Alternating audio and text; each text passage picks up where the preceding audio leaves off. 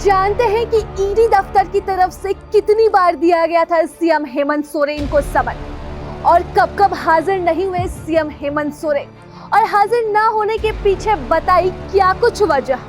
CM Hemant Soren को ED समन भेजे जाने का पूरा मामला जमीन घोटाले से जुड़ा हुआ है। दरअसल दक्षिणी छोटा नागपुर के तत्कालीन आयुक्त नितिन मदन कुलकर्णी की रिपोर्ट के आधार पर ईडी ने जमीन घोटाले की जांच शुरू की थी। मामला सेना के कब्जे वाली जमीन की खरीद बिक्री से जुड़ा है।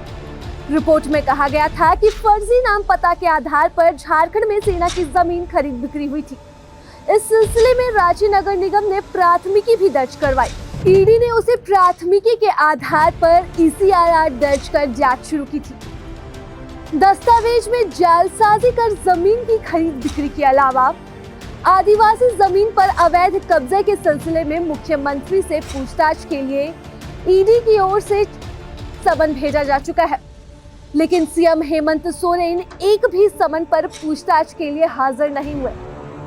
झारखंड राज्य के मुखिया सीएम हेमंत सोरेन को पूछताछ के लिए ईडी ने पहला समन 8 अगस्त को भेजा था।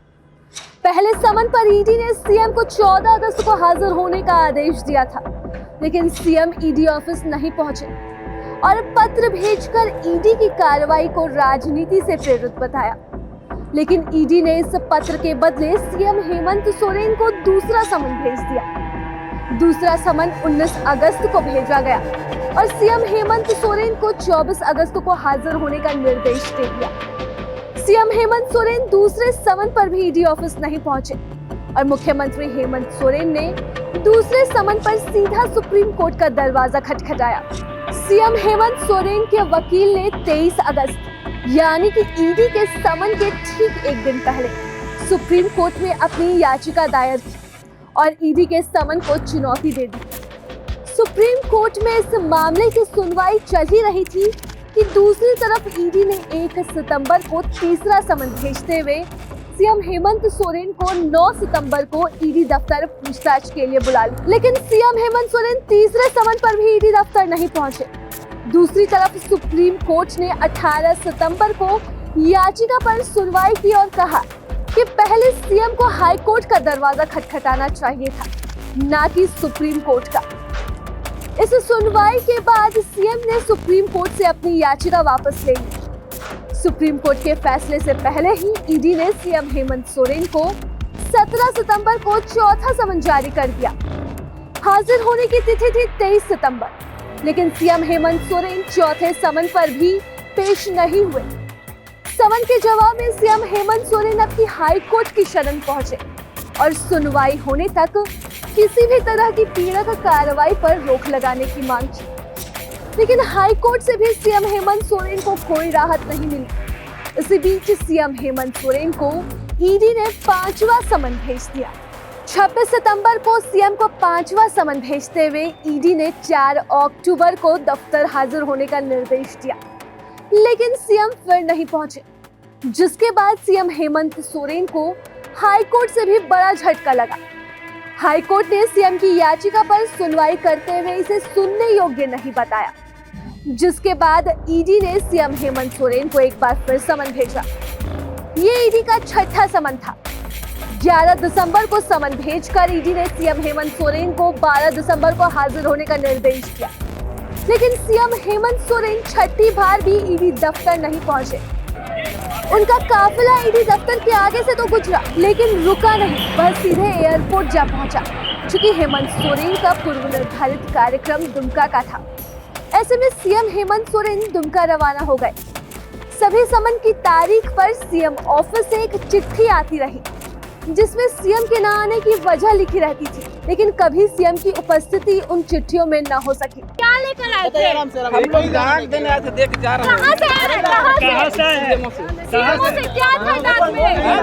क्या था? अंदर से बोला, अंदर से बोला, अंदर से कोई मैसेज दिया। आपको कुछ पता नहीं चला? क्या चीज था, क्या था उसमें? नहीं पता क्या सीएम आवास से लेके आए हैं? ऑफिस से। वहीं 6ठे समन के बाद एक बार फिर से 29 दिसंबर को ईडी ने 7वां समन भेजा। इस समन में ईडी ने पूछताछ के लिए जगह और समय खुद ही सीएम को तय करने को कहा। लेकिन सीएम हेमंत सोरेन इस बार भी समन को एक बार फिर से गैर कानूनी बता देते हैं।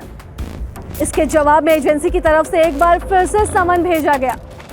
इस समन में ईडी ने उन्हें जवाब देने के लिए 16 से 20 जनवरी तक आखिरी मौका दिया, जिसका जवाब देते हुए सीएम हेमंत सोरेन ने 15 जनवरी को एक पत्र ईडी दफ्तर भिजवाया और 20 जनवरी को सीएम आवास में पूछताछ के लिए अपनी तरफ से हामी भर दी। प्रवर्तन निर्देशालय ने सीएम हेमंत सोरेन को लगातार 10वां समन भेजा है। हर समन में सीएम को पूछताछ के लिए एक तारीख दी गई। हर समन की तारीख पर सीएम को हाजिर होने का निर्देश दिया गया। 8वें समन पर सीएम 20 जनवरी को पूछताछ के लिए तैयार भी हुए। ईडी ने उन्हीं के आवास पर कुल 7.5 घंटे तक सीएम हेमंत सोरेन से पूछताछ की, लेकिन इससे ईडी के अधिकारी संतुष्ट नहीं हुए। इसके बाद उन्होंने सीएम को 9वां समन भेज दिया। इसमें सीएम को 27 जनवरी से 31 जनवरी के बीच एक तारीख तय करने को कहा गया। इससे इनकार के बाद ईडी ने एक बार फिर से सीएम हेमंत सोरेन को 27 जनवरी को 10वां समन भेजा है, जिसमें उन्हें 29 से 31 जनवरी के बीच पूछताछ के लिए हाजिर होने को कहा है। ईडी ने भेजे गए अपने पत्र में कहा है कि आप स्वयं ईडी ऑफिस आए, वरना हम आएंगे। आपको बता दें कि इससे पहले अवैध खनन मामले में 3 नवंबर 2022 को ईडी ने सीएम हेमंत सोरेन से पूछताछ के लिए समन भेजा था।